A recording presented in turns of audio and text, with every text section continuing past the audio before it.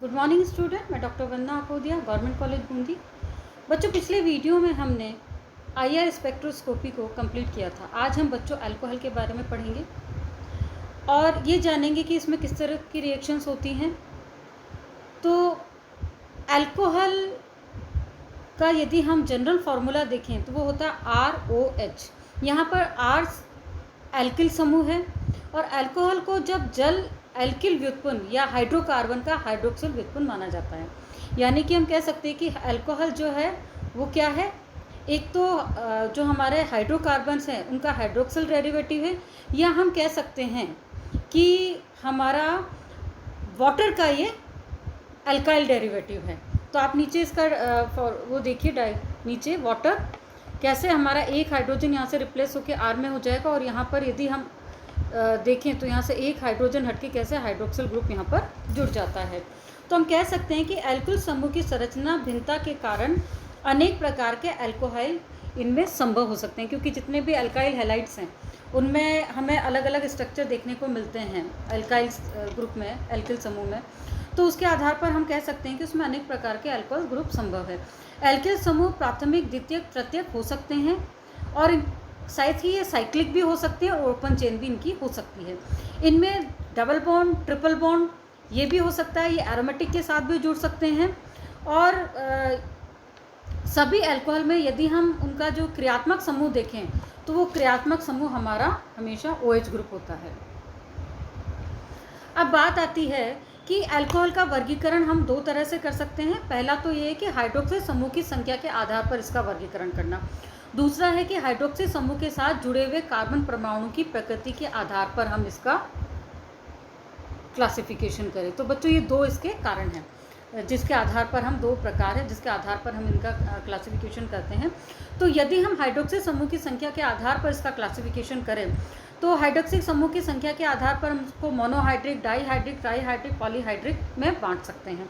तो आप यहाँ पर देखिए कि हमने कुछ एग्जांपल पॉलीहाइड्रिक अल्कोहल्स के दिए हुए हैं, डाईहाइड्रिक अल्कोहल का दिया हुआ है यहाँ पे एथिलीन ग्लाइकोल।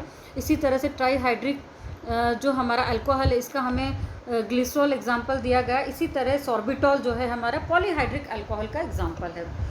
अब सेकंड आता है कि हाइड्रोक्सिल समूह के साथ जुड़े हुए कार्बन परमाणु की प्रकृति के आधार पर, यानी प्राइमरी, सेकेंडरी, टर्शरी, यानी कि हमारा जो हाइड्रोक्सिल ग्रुप जुड़ा हुआ है प्राइमरी कार्बन पे जुड़ा है कि सेकेंडरी कार्बन पे या टर्शरी कार्बन पे, इसके आधार पर यदि हम करें तो आप यहाँ पर देखिए ये हमारा primary alcohol 1 degree alcohol, 2 degree alcohol, secondary alcohol, 3 degree alcohol यानी टर्शरी अल्कोहल। अब बात आती है नॉमेनक्लेचर की कि इसका नामकरण किस आधार पर रखा गया है।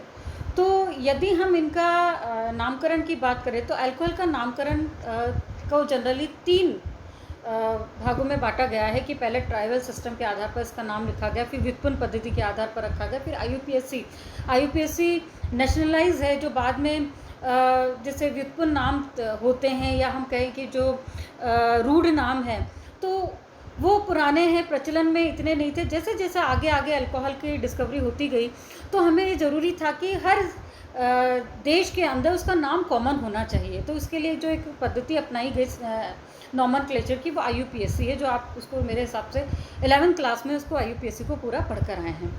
अब बच्चों बात आती है पहला हमारा रूढ़ पद्धति।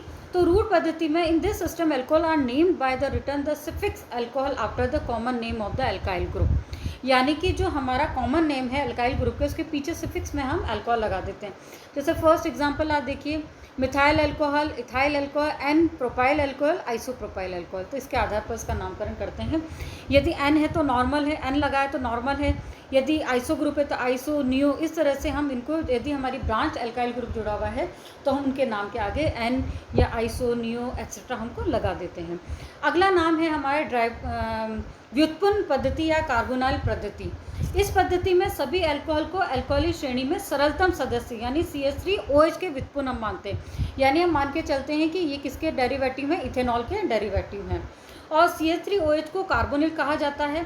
OH समूह युक्त कार्बन परमाणु पर स्थित अन्य एल्किल प्रतिस्थापकों को वर्णमाला के क्रम के अनुलग्न में कार्बिनॉल लगा देते हैं। यानी कि अब यदि हम इनका नॉमेनक्लेचर देखें तो आप यहाँ पर देखिए कि फर्स्ट हमारा है कार्बिनॉल, सेकंड हमारा आ गया मिथाइल कार्बिनॉल, ये है डाईमिथाइल कार्बिनॉल, ये हो गया ट्राईमिथाइल कार्बोनाइल, ये हो गया इथाइल मिथाइल कार्बिनॉल। तो हम इस तरह से इसका नामकरण कर सकते हैं। अब बच्चों अगली आती है हमारी IUPAC जो अभी प्रचलन में है, और हम IUPAC के आधार पर ही जो भी हमारे कंपाउंड्स होते हैं, जो भी अभी हम नए कंपाउंड भी बनाते हैं, तो यदि हम उसका नामकरण करते हैं तो इसी आधार पर करते हैं। तो IUPAC पद्धति क्या है कि ये वर्तमान में सबसे अधिक व्यवस्थित एवं प्रचलित पद्धति है। इस पद्धति में एल्केन के अंतिम अक्षर ई के स्थान पर हम ऑल लगा देते हैं, और इस पद्धति के अनुसार अल्कोहल का नामकरण करते समय हमें कुछ नियमों का पालन करना पड़ता है। जैसे फर्स्ट है कि हाइड्रोक्सी समूह युक्त कार्बन परमाणु की सबसे लंबी श्रृंखला का चयन, यानी सबसे पहले हम लॉन्ग चेन ढूंढेंगे कि हमारा जो भी कार्बन है उसमें सबसे लंबी चेन कौन सी है। सेकंड ग्रुप आता है कि हाइड्रोक्सी समूह के निकटतम सिरे वाले परमाणु से श्रृंखला का अंकन करना। यदि हम नंबरिंग करेंगे तो हम कहाँ से चुनेंगे कि जहाँ पर OH ग्रुप जुड़ा हुआ है उस वहाँ से हम इसकी नंबरिंग को शुरू करते हैं। थर्ड पॉइंट है नाम के पूर्व लग में श्रृंखला पर जुड़े हुए एल्किल प्रतिस्थापी की स्थिति व अंग्रेजी वर्णमाला के क्रमानुसार लिखना। यानी कि यदि कोई मिथाइल ग्रुप जुड़ा हुआ है या कोई सब्स्टिट्यूट जुड़ा हुआ है तो हम उसको अल्फ़ाबेटिकली लिखेंगे। तो फर्स्ट बच्चों एग्जाम्पल आप यहाँ पर देखिए, मिथेनॉल, इथेनॉल। अब 2 प्रोपेनॉल कैसे हुआ, हमने ऑक्सीजन जो आपका OH ग्रुप है सेकंड पोजीशन पर जुड़ा है, लॉन्गेस्ट चेन ली 1, 2 and 3, तो 3 पोजीशन पर हमारा OH ग्रुप है, इसलिए हो गया 2 प्रोपेनॉल। अब इसी तरह से बच्चों यहाँ पर देखिए 1, 2, 3। अब यहाँ पर हो गया आपका जो आपका डबल बॉन्ड है 2 पोजीशन पे, तो लिखे हैं 2 प्रोपीन 1 ऑल, यानी 2 पोजीशन पे प्रोपीन ग्रुप है। इसी तरह से आप यहाँ पर देखिए 1, 2, 3, ये चेन की नंबरिंग करिए। अब क्या होगा, 2 पोजीशन मिथाइल ग्रुप भी जुड़ा हुआ है और हमारा OH ग्रुप भी जुड़ा हुआ है, तो यहाँ हम लिखेंगे 2 मिथाइल 2 प्रोपेनॉल। इसी तरह से आप यहाँ पर देखेंगे 1, 2, 3, तो ये क्या हो गया हमारा 2 मिथाइल ब्यूटेनॉल। बेटा यहाँ पे नाम गलत है, 2 प्रोपेनॉल हो गया। हाँ, अब यहाँ पर आप देखिए कि यहाँ नंबरिंग करेंगे 1, 2, 3। अब यहाँ पर बच्चों ये बेंजीन रिंग के साथ जुड़ी है, तो 2 पोजीशन पे 2 फिनाइल इथेनॉल हो गया। इसी तरह से यहाँ पर हम देखेंगे 2 डाई मिथाइल प्रोपेनॉल हो गया। इसी तरह से नंबरिंग करेंगे, यहाँ नंबरिंग करी हुई है, तो आप यहाँ देखेंगे 2 मिथाइल 2 ब्यूटेनॉल, यानी 2 पोजीशन पे मिथाइल ग्रुप है, 2 पोजीशन पे OH ग्रुप जुड़ा हुआ है। अब अगला है हमारा मेथड ऑफ प्रिपरेशन, यानी कि किस तरह से हम इनको सिंथेसाइज करते हैं। फ्रॉम एल्काइल हैलाइड, एल्किल हैलाइडों का जलीय क्षारीय या नमीयुक्त सिल्वर ऑक्साइड के साथ जलापघटन कराते हैं तो उससे हमें अल्कोहल मिलते हैं। It is not a very good method as secondary and tertiary alkyl halide, यानी कि यदि हम टर्शियरी और सेकेंडरी अल्काइल हैलाइड को बनाने की बात करें तो इसके लिए बहुत अच्छा मेथड नहीं है। तो फर्स्ट हम लोग क्या करते हैं, अल्काइल हैलाइड के हाइड्रोक्सिल के साथ रिएक्शन करा रहे हैं, तो सिंपल रिएक्शन है। यदि R को C2H5 में हमने करा तो यहाँ पर ये देखिए NaOH की एक्वस NaOH की हम रिएक्शन करा रहे हैं तो हमें एथेनॉल मिल रहा है। इसी तरह से सब्स्टिट्यूटेड R ग्रुप यहाँ पे सब्स्टिट्यूटेड Br लिया तो हमें एल्कीन माइनर प्रोडक्ट के रूप में मिलता है। इसी तरह यहाँ पर भी देखते हैं तो यहाँ पर हमें अल्कोहल माइनर प्रोडक्ट के रूप में, लेकिन मेजर प्रोडक्ट के रूप में हमें जो है एल्कीन देखने को मिलती है। यानी कि हम यदि सेकेंडरी और टर्शियरी अल्काइल हैलाइड से बनाएंगे तो हमें सेकेंडरी और टर्शियरी अल्काइल अल्कोहल की बहुत कम मात्रा देखने को मिलती है। अब आता है from alkene, alkene can be converted into alcohol by following 3 method. First है by the action of sulphuric acid, alkene on the passing through cool condense sulphuric acid change into alkyl hydrogen sulphide. यानी कि यदि हम इसकी first reaction H2SO4 के साथ कराते हैं तो हमें क्या मिल रहा है, यहाँ पर सल्फ्यूरिक एसिड के साथ में हाइड्रोजन सल्फाइड हमें यहाँ पर मिलता है, जिसको हीट करने पर वाटर की प्रेजेंस में तो हमें यहाँ पर अल्कोहल मिलता है। इसी तरह से यदि हम एल्कीन सब्स्टिट्यूटेड एल्कीन लिया तो हमें यहाँ पर सब्स्टिट्यूटेड सेकेंडरी अल्कोहल देखने को मिलेगा। अब अगली रिएक्शन है बच्चों मेथड हाइड्रोबोरेशन ऑक्सीडेशन मेथड। अब इसमें आप देखेंगे कि the alkene upon treatment with diborane give alkyl borane, यानी कि हम सबसे पहले जो हमारा बोरेन है BH3 है इसकी एल्कीन के साथ में रिएक्शन करवाते हैं। तो बच्चों यहाँ पर जो B है बोरेन है उसका एक एक हाइड्रोजन जो है हमारा जो एल्कीन है उससे रिप्लेस होता जाता है। उसके बाद में यदि हम इसका हाइड्रोलिसिस कराते हैं तो हमें यहाँ पर अल्कोहल मिलता है। यहाँ पर बच्चों सेकेंडरी और टर्शियरी अल्कोहल हमें आसानी से मिल जाते हैं। अब बच्चों नेक्स्ट है हमारी ऑक्सीमर्क्यूरिक ड्यूटेरेशन। अब इसमें यहाँ पर आप देखेंगे कि यदि हम मर्क्यूरिक एसीटेट की प्रेजेंस में यदि हम इसकी रिएक्शन कराते हैं, और इसमें हम किसकी प्रेजेंस में करा रहे हैं, टेट्राहाइड्रोफ्यूरेन की प्रेजेंस में और वाटर की प्रेजेंस में रिएक्शन करा रहे हैं, तो भी हमें सेकेंडरी अल्कोहल यहाँ पे एज ए फाइनल प्रोडक्ट हमें देखने को मिलता है। अगली रिएक्शन है फ्रॉम कार्बोनिल ग्रुप। अब है कि कार्बोनिल ग्रुप से हम इसको कैसे प्राप्त करेंगे। तो फर्स्ट है कि जो कार्बोनिल यौगिक जैसे कि हम एल्डिहाइड और कीटोन है, यदि हम इनका रिडक्शन करें तो हमें अल्कोहल इससे प्राप्त होते हैं।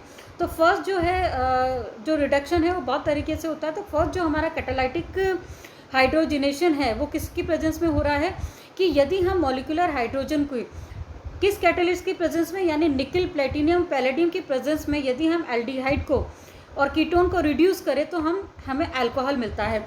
जैसे कि यहाँ पर हमने एसिटल्डिहाइड लिया है, इसका रिडक्शन हमने निकल की प्रेजेंस में करवाया है, तो हमें यहाँ पर देखिए आपको यहाँ पे प्राइमरी अल्कोहल मिल रहा है। इसी तरह से यदि हमने कीटोन लिया है, कीटोन का निकल की प्रेजेंस में रिडक्शन कराने पे बच्चों यहाँ पर हमें सेकेंडरी अल्कोहल देखने को मिलता है।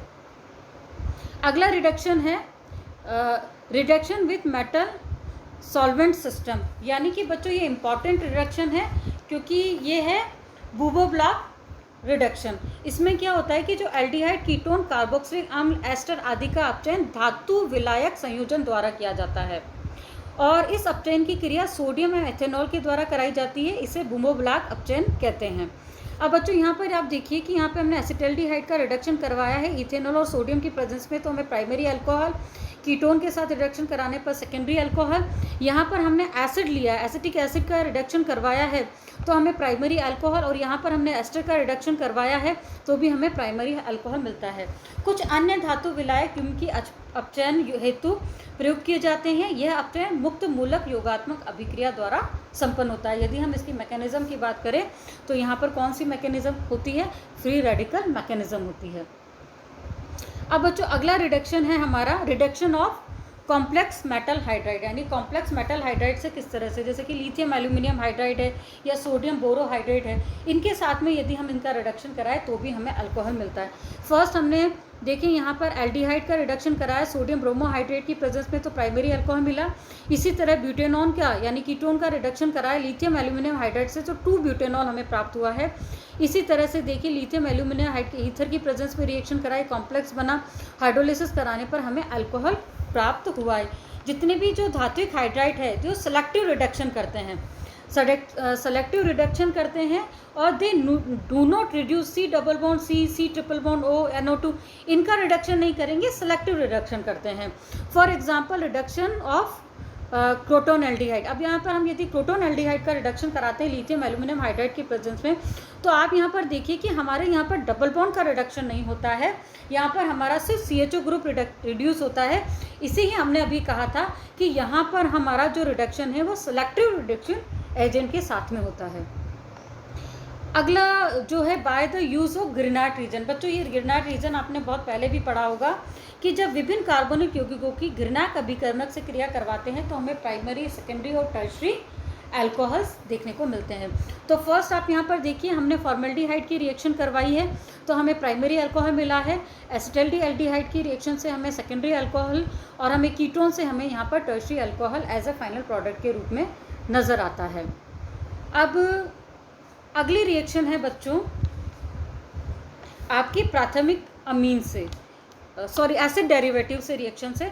तो जितने भी कार्बोक्सिलिक एसिड्स हैं, जैसे एसिड एल्डिहाइड है, अमाइड है, एस्टर्स हैं या एनहाइड्राइड है, यदि हम इनकी रिएक्शन लिथियम एल्यूमिनियम हाइड्राइड के साथ कराएं तो बच्चों यहाँ पर आप देखेंगे कि यहाँ जेड जो है, अब यहाँ पर एसिड डेरिवेटिव में जेड जो है वो OH भी हो सकता है तो एसिड हो जाएगा, Cl होगा तो एसिटिल क्लोराइड हो जाएगा, NH2 ग्रुप जुड़ेगा तो यहाँ पर अमाइड हो जाएगा, OR जुड़ेगा तो हमारा एस्टर जुड़ जाएगा, OCr जुड़ेगा तो यहाँ पर एनहाइड्राइड हो जाएगा। तो अब इसकी यदि हम लिथियम एल्यूमिनियम हाइड्राइड के साथ में रिएक्शन कराते हैं तो हमें प्राइमरी अल्कोहल जो है हमारा फाइनल प्रोडक्ट के रूप में मिलता है, और जो रिएजेंट है उसमें जो हाइड्राइड आयन है एज ए डोनर के रूप में कार्य करता है।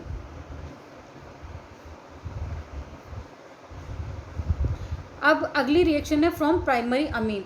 प्राइमरी अमीन और reaction with the nitrous acid give a mixture of primary and secondary alcohol. यदि हम नाइट्रस एसिड से इसकी रिएक्शन करा रहे हैं, प्राइमरी अमीन की रिएक्शन कराइए, तो हमें अल्कोहल और ये मिला है। तो देखिए प्रोपानामीन हमने लिया, HNO2 से रिएक्शन करा रहे हैं, तो 1 प्रोपेनॉल और 2 प्रोपेनॉल इनका हमें मिक्सचर देखने को मिलता है। तो आप बच्चों नीचे यहाँ पर रिएक्शन देखेंगे कि यहाँ पर हमने CH3 CH2 CH2 NH2 लिया है, इसकी NaNO2 HCl से रिएक्शन करवाई है। किस तरह से हमारा ये NH डबल बॉन्ड या डाइएजोनियम ग्रुप जुड़ गया है, इसके साथ ही हमें 1 डिग्री जो बाद में 2 डिग्री कार्ब कैटायन के अंदर कन्वर्ट हो जाता है। अब जब हमारा 1 डिग्री के अंदर कार्ब कैटायन बना है, तो उस कंडीशन में हमारा यदि हाइड्रोजन का एलिमिनेशन होता है तो एल्कीन मिलता है, यदि OH ग्रुप जुड़ जाता है तो हमें अल्कोहल मिलता है। इसी तरह से जब सेकेंडरी कार्ब कैटायन बनता है, यदि उसमें OH ग्रुप जुड़ता है तो हमें अल्कोहल मिलता है, और यदि H ग्रुप का यहाँ पर एलिमिनेशन होता है तो यहाँ पर हमें alkene as a final product के रूप में देखने को मिलती है। अगला बच्चों जो इम्पॉर्टेंट है, जनरली जो अल्कोहल जो सिंथेसाइज की जाती है वो है फर्मेंटेशन से। तो विभिन्न मोनोहाइड्रिक अल्कोहल जैसे कि एथेनॉल, ब्यूटेनॉल आदि का निर्माण किण्वन यानी फ्रेगमेंटेशन विधि द्वारा किया जाता है। चीनी उद्योग के अंदर हम माल्टोस से एथेनॉल का औद्योगिक उत्पादन किया जाता है, और इस विधि में सबसे पहले हम क्या करते हैं, शीरा को जल द्वारा तनुकृत करके इसमें शर्करा की सांद्रता को 10% कर देते हैं। तत्पश्चात इसको उबालकर इसमें अम्ल मिलाकर इसके पीएच को लगभग 4 के अराउंड, इसको हम पीएच को 4 के अराउंड कर देते हैं। उसके बाद में इस विलयन को हम क्या कहते हैं, वाड कहते हैं।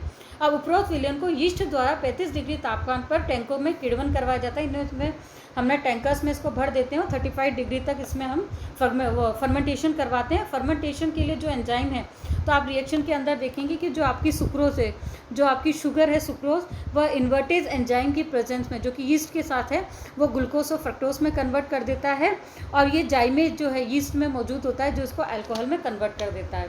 अब अगला जो आता है कि जो स्टार्च के उगे हुए जौ से प्राप्त माल्ट के साथ अभिक्रिया कर उसे माल्टोस में परिवर्तित कर देता है।